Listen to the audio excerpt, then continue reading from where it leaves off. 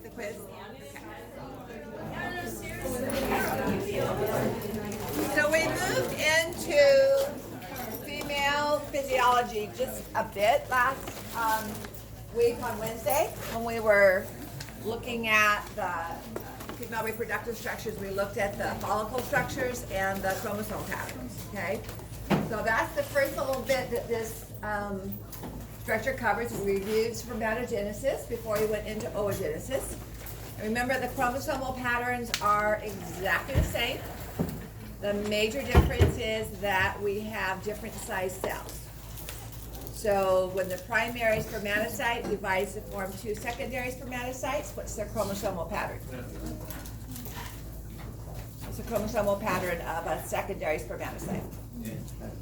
Two parentheses. It is a haploid cell, but I ask you to do two parentheses in, okay? So when we look at, when does the secondary oocyte appear? We'll talk about that later today, but we talked about it last week. So when do we first see a secondary oocyte? We do it all the time in the male, and we don't actually see it in histology, but it's there. So at ovulation, right? So the egg so primary oocyte goes through the first meiotic division just prior, anywhere from 20 minutes to an hour prior to ovulation.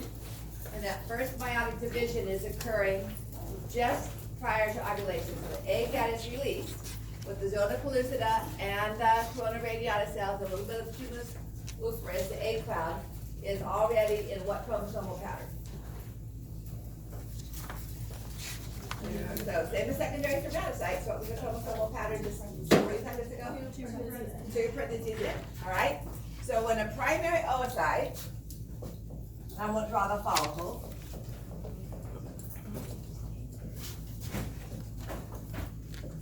Which is two parentheses, two in, and that's what we find in a primary follicle, and a secondary follicle, and an antral follicle, and even our mature antral follicle until just prior to ovulation. So if you recall, that divides unevenly, but the chromosomal division is still the same. Although the cytoplasm is uneven, the chromosomal division is still the same. So we have our secondary oocyte, and actually, if you recall, still trapped within the zona pellucida are both cells. So it's a little misleading to draw the arrow separating them because they really stay in close proximity because of the zona pellucida around them.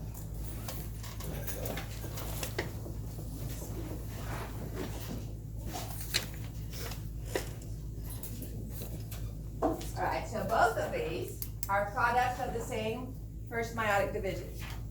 And so both of them are going to be like a secondary spermatocyte, two parentheses in, our first haploid cell. And our first polar body is also going to be a two parentheses in, okay? So both of these cells are two parentheses in. And then this will move, as we'll see later today, because we'll talk about fertilization. Both of these move into the oviduct, to the infundibulum, and if they do not meet up with the sperm that fertilizes them, this is the way they remain, as they're flushed through the uterine cavity and the cervical canal and out the vagina. So it never will undergo another meiotic division unless the secondary oocyte is fertilized by the sperm. Okay? If that happens, if we have a sperm penetrating through there, then we will see this event where the secondary oocyte will divide to form the second polar body,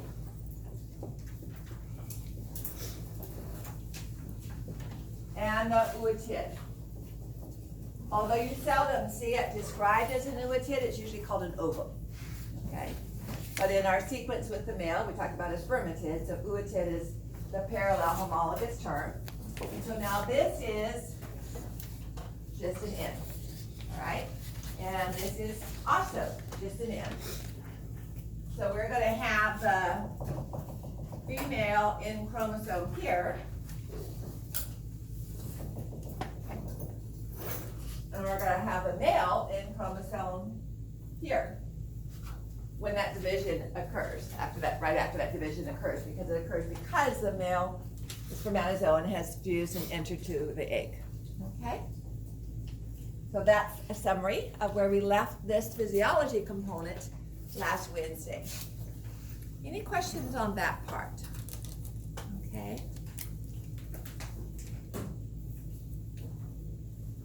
So question number 1.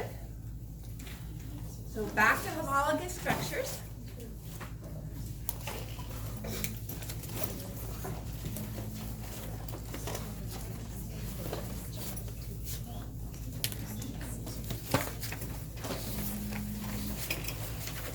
So as you're reviewing this, what homologous structures in the male and female develop from the gonadal ridge? Okay. What homologous structures develop from the genital tubercle? What homologous structures develop from the urethral fold? There's a PowerPoint from this female reproductive from last Wednesday, and labial scrotal swelling. Okay? Each of those develops into one thing in the female and another homologous structure in the male. So on the lecture exam, if I say the genital tubercle develops into what? You can give me either male or female, okay? And then what it develops into would be homologous to each other.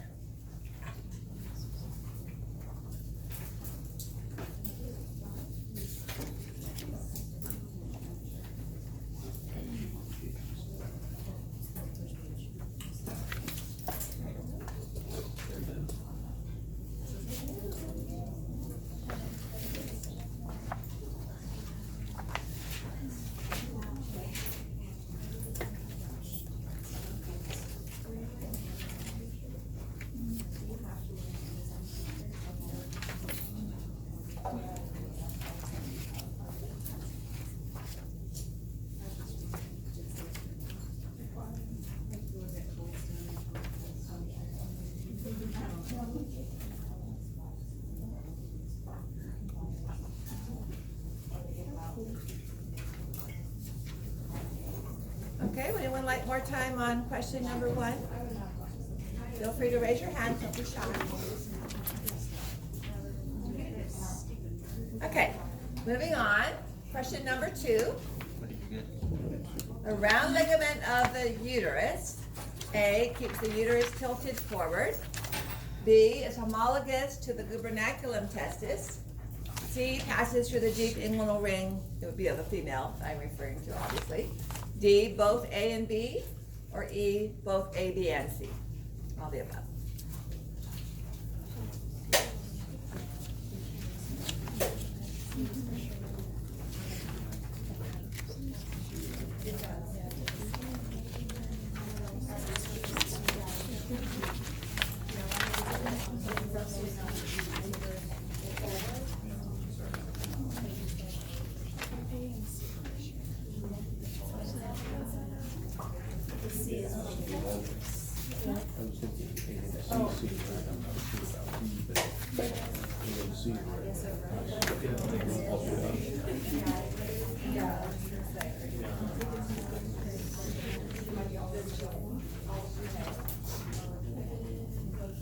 Thank you. Oh, yeah.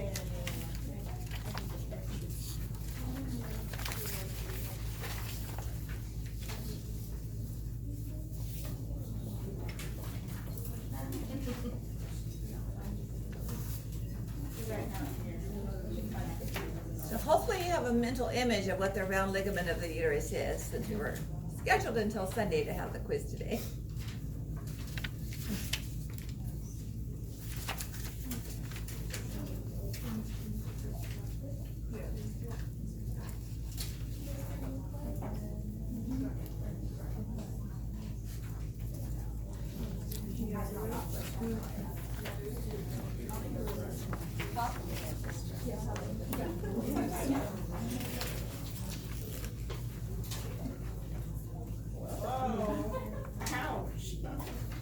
Okay, would anyone like to spend more time on number 2?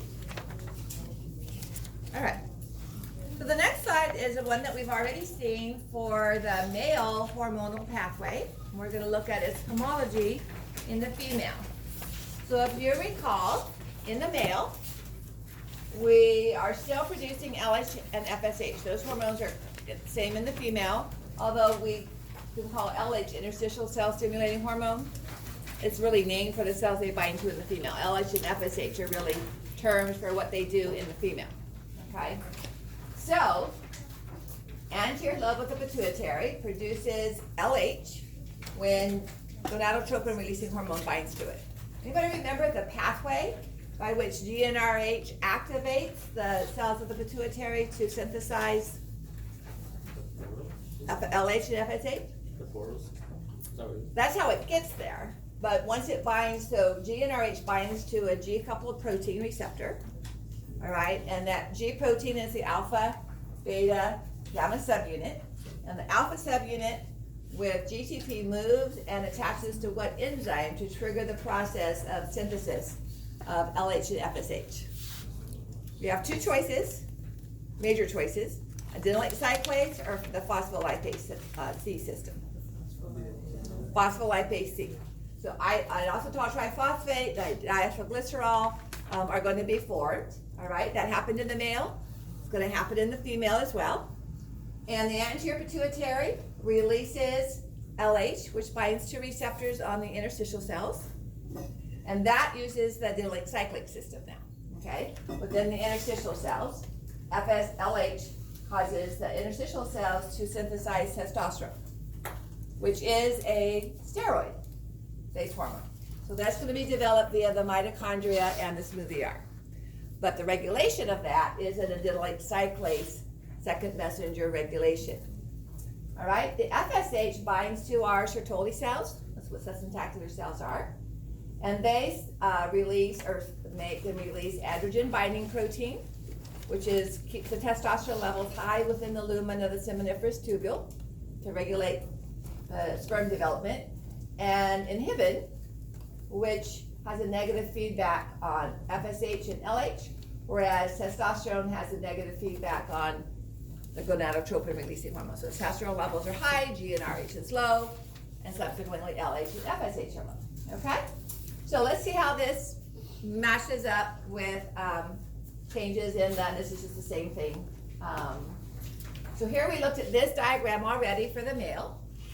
And if you recall, the Leydig cells, which actually developed from the mesenchyme of the genital ridge, and the Sertoli cells, which develop from the germinal epithelia, all right, are homologous in the female to the same cells of the same color. Not the same cells, but to the cells of the same color.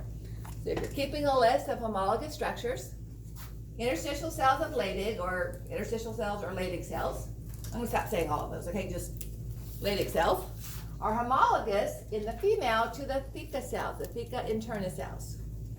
So here's a diagram of an antral follicle. It's not a mature one.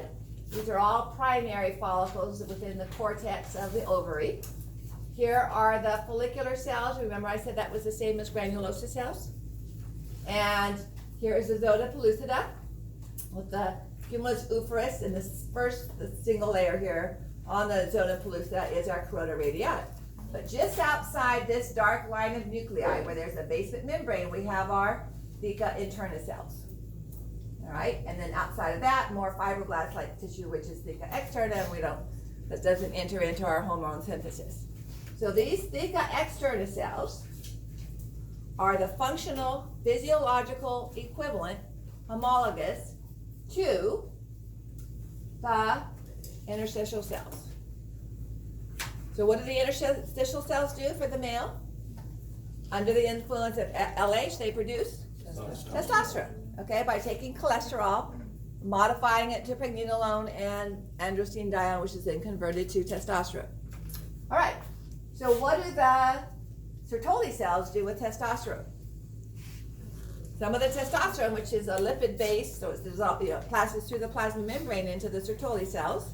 So what do the Sertoli cells do with that testosterone? They convert it to estrogen, small amounts of estrogen. All right, our granulosa cells, which are homologous to the Sertoli cells, both have developed from the germinal epithelium of the genital ridge. These are the follicular cells. They're going to take the androstenedione of the theca interna cells, which crosses the basement membrane, and they're going to convert that with the enzyme aromatase to estrogen.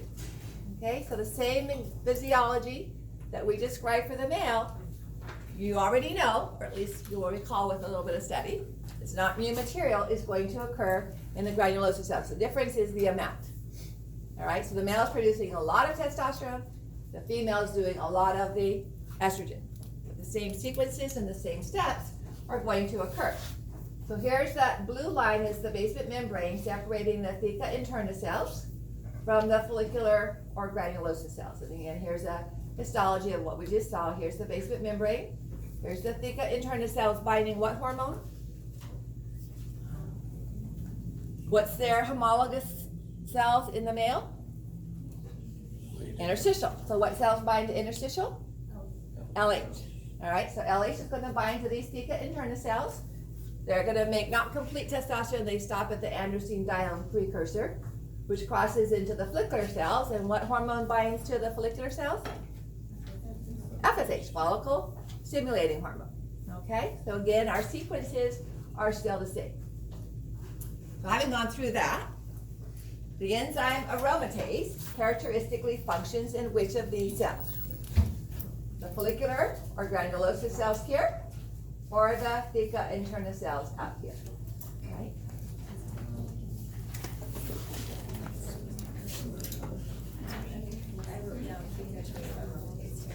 That's the one that turns testosterone to DH.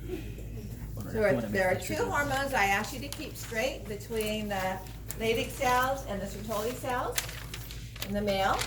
And one was aromatase and the other was the alpha-5 or FAL5 alpha reductase. Okay?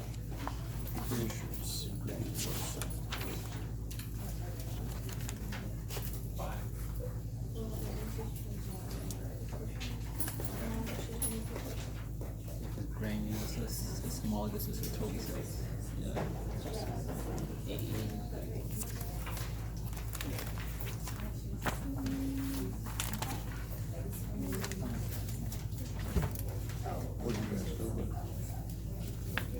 So take advantage of this homology where we're hearing things twice, first in the male and then again in the female. Because I think All right?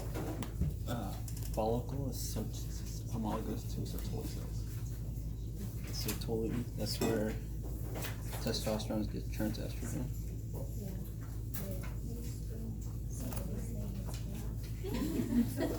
She says that the male interstitial cell is homologous to theca cell, females, right? You have female theca. Yeah, so lutein cell, interstitial, same thing. So over here in my notes, I had Sertoli cells. The testosterone get converted to estrogen with aromatase enzyme. Yep. While you're thinking about that, I'm gonna take a step inside the central lab and see if our HT urchins have come in, okay? For Thursday, Wednesday's lab. I think I put in my car or at home. Not bad, man. This is like the fourth time. I thought I left mine too. Thanks, man. I'll get you next night.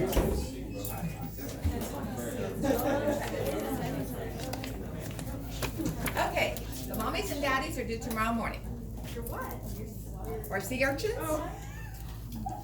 We're not having guests come, well, yeah. So on Wednesday's lab, we're doing a sea urchin fertilization.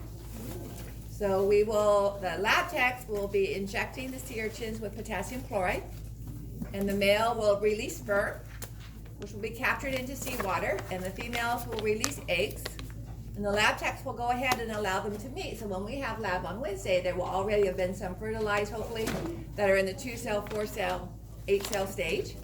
And then we will do that ourselves, and under the microscope, under 40x, you should be able to see the sperm and then see the result of fertilization, which is the popping of the fertilization membrane we'll talk about today. Okay, so I just want to make sure they were coming into town. All right, anybody want more time on number 3? All right, so just rather than the diagram I had with the blue cells and whatever. So in the male, we have the Leydig cells. In the female, the theca interna. LH stimulating the testosterone production in both, although in the female it's more androstenedione. Testosterone or androstenedione crosses the basement membrane and is converted to estradiol, a little bit in the male, Sertoli cells, a lot in the female follicular. So these are homologous cells. So today we're going to be talking in the female about the production of cholesterol to androstenedione, all right, and then to estrogens before, prior to, and so a little bit after ovulation, and then cholesterol to progesterone definitely after ovulation. This is the primary hormone post-ovulation, okay? It's going to be our progesterone that's made directly from cholesterol in the theca interna cells, by the way. So here's the diagram we talked about for the physiology of the male. So in the Leydig cell, all right, a little bit bigger words here. Cholesterol in the mitochondria is converted to the pregnenolone, and then that moves to the smoothie R, which is what we see a lot of in cells that are converting cholesterol to steroid hormones. And then in the male, that goes through to form androstenedione, which is converted to testosterone. And because it's a lipid-based hormone, it will diffuse across the plasma membrane. So this is in the Leydig cell, all right? And then in the Sertoli cell, that testosterone is converted by aromatase to estradiol. In the Sertoli cell, as well as in cells all over the body, we convert it to the hydrotestosterone via the 5-alpha reductase. And that is a secondary sexual characteristic hormone. So DHT is used for the denser bone in males, the increased amount of muscle, the hair pattern, the male baldness hair pattern, the change in the positioning and thickness of the thyroid cartilage, so the lower voice as well. Okay, so all those things you think of as secondary sexual phenotype appearances come from the dihydrotestosterone. This is also done in the adrenal gland, by the way. So a tumor of the adrenal gland is typically the cause of the male bearded lady in the circus, not the male, but the bearded lady in the circus. All right, it was typically due from extra testosterone from an adrenal tumor. So in the female, here's the theca interna cell, all right? LH binds to its G protein coupled receptor. Cyclic AMP is produced via adenylyl cyclase. And in the mitochondria, triggers cholesterol, and in the smoothie R, pregnenolone to become the androstenedione. That crosses the basement membrane into the granulosa or follicular cells, and aromatase converts that to various forms of estrogen. Okay, so it's right close to our developing oocyte, as well, of course, it's getting into the blood because it's going to change breast mammary gland tissue, and it's going to change the endometrium of the uterus. So identical, okay? Same kind of thing. And FSH via cyclic AMP is increasing the enzymes that regulate that hormone as well. All right, so we have several different cycles that we talk about in the female. Remember I said the anatomy isn't as complicated in the female as it is in the male, but all this stuff adds to it, okay? So we have a hormonal cycle, we have the ovarian cycle, which is looking at the follicles, and we have the uterine cycle looking at the changes in the stratum functionalis. And they're all interrelated, and a few slides down, I have kind of all of those slides put together. So remember, as we went through the follicles, we started out with the primary. Secondary, as soon as the cells became simple cuboidal to stratified cuboidal, those were all secondary follicles. And then the antral follicle got larger and larger until right at ovulation it ruptured, okay, releasing the secondary oocyte. After ovulation, both the follicular cells and the theca interna cells undergo changes, causing them to produce more progesterone. They don't produce progesterone prior to ovulation, but more progesterone than estrogen because estrogen continues to be produced. And so right here in the midline is day 14. of the woman's menstrual cycle, because we time it based on the first day of menses, the first day of blood appearance, which is actually, in reality, the end of the cycle, okay, as far as hormonal changes are concerned. That it's easier for an individual to mark the first day than when it ends or somewhere else. So day 1 is the first day of menses, and you can see day 14 is ovulation. All right, so we go through this. So remember I said these follicles actually start to develop 12 to 14 months prior, the one that's actually going to be ovulated. But we still have an increasing number that have follicular cells. So as we see the increase in the number of follicular cells, watch the increase in estrogen, all right? So we keep seeing a rising level of estrogen, which falls after ovulation, but we have a slight rise again. Progesterone is minimal until our corpus luteum is formed. And then, so we see this increasing amount of progesterone. That's the prominent hormone after ovulation. Estrogen is the prominent hormone prior to ovulation, although it occurs pre and post. So this would be about day 21 of our cycle, all right? In actuality, about 3 weeks after the first menses. And then you'll notice this precipitous drop in progesterone the last week before menses starts again. That precipitous drop, as we'll see in a few moments, affects the blood vessels that are supplying the stratum functionalis. Without progesterone, so remember the spiral arteries we talked about? So we have the uterine artery, and then we have the arcuate and straight, and then spiral is actually within the endometrium. Without progesterone, the spiral arteries constrict. Blood supply to the stratum functionalis is lost, and there's a separation between the stratum functionalis and the stratum basalis, and that's what leads to menses. Okay? So menses occurs because of this precipitous drop of progesterone and the lack of support for uterine oxygen supply. If fertilization takes place, which we'll talk about after break, anybody know how long the egg is viable for fertilization? About 24 hours, okay? The sperm is typically given 3 days, 72 hours, but in actuality, 3 to 5 days is the range, okay? If you're thinking about the rhythm method for birth control, you can't go 3 days. So the egg has to be fertilized within 24 hours of ovulation, okay? So if it ovulates on day 14, it has to be fertilized by the end of day 15. If it is fertilized, all right, then that zygote, which is the ovum plus the spermatozoon, starts to secrete a hormone known as HCG, human chorionic gonadotropin.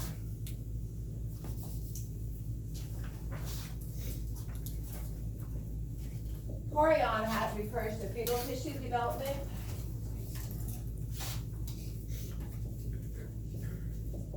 And this is a hormone tested for in pregnancy tests, okay? A long time ago, they used to have to kill the rabbit core. And it would trigger antibody development in the rabbit. So HCG maintains the corpus luteum. So progesterone levels do not drop off, otherwise the embryo would not be implanted, or if it was, it would be sloughed off, okay? So that maintains high levels of progesterone until about 3 months, and then the placenta takes over enough production of human chorionic gonadotropin. If the egg is not fertilized and HCG is not produced, then we see this drop in progesterone and a separation of the stratum functionalis. Now, surgical D&C, or surgical abortion, it can be done whether or not there is an embryo implanted. So sometimes at the end of a woman's period, she may not completely separate all the stratum functionalis, and there can be heavy bleeding, okay? So if she has a history of heavy bleeding, her OBGYN may decide to go in and do a D&C. And D&C stands for dilation. So that's dilation of the cervical canal.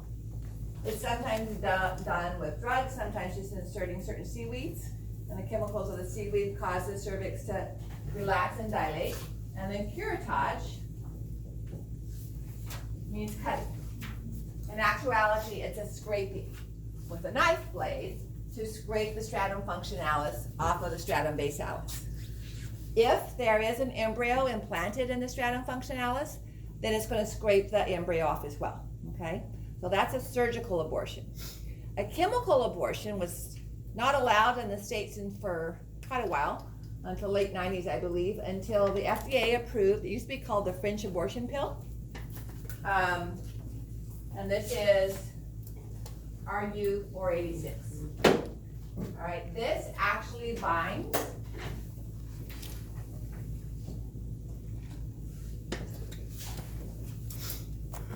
to progesterone receptors.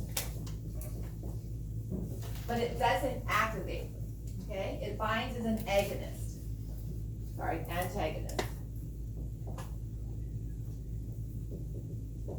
So it's a progesterone blocker.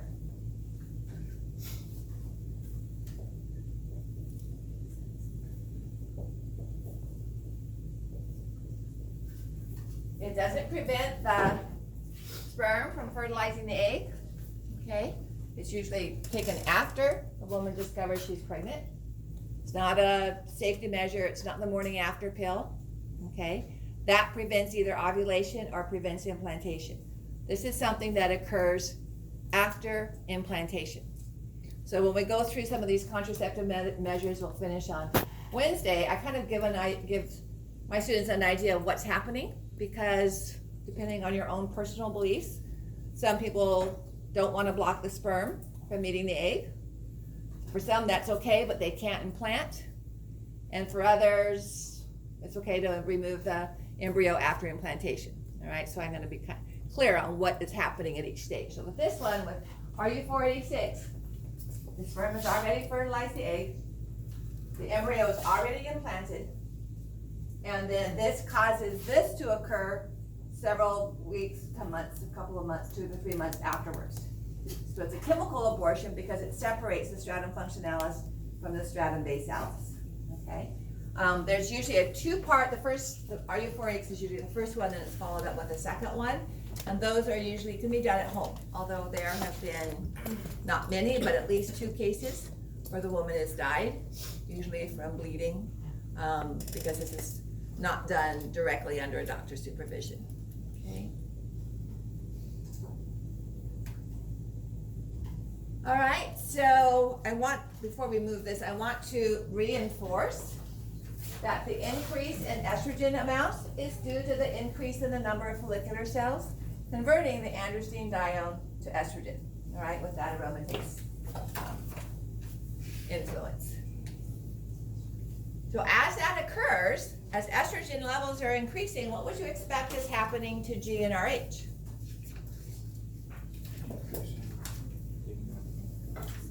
Negative or positive feedback? Negative, all right? This is how birth control pills work. So they keep usually both estrogen and progesterone up high enough to suppress GnRH, which then lowers LH and FSH. And without LH and FSH, we don't do any follicular development, okay? So when we look at a diagram of LH and FSH, you'll notice that those increasing, this is GnRH here, the increasing levels of estrogen that we saw are causing these to remain low, okay? Now, depending on which diagram you look at online, FSH may be higher than LH or the flip during most of this pre-ovulatory stage, okay? It's not accurate to see estrogen and progesterone and FSH and LH on the same slide, because different measuring amounts, okay? It's like using ounces versus milliliters, and those don't quite correlate unless there's a second slide over here, a second graph over here. I want to say graph, second axis.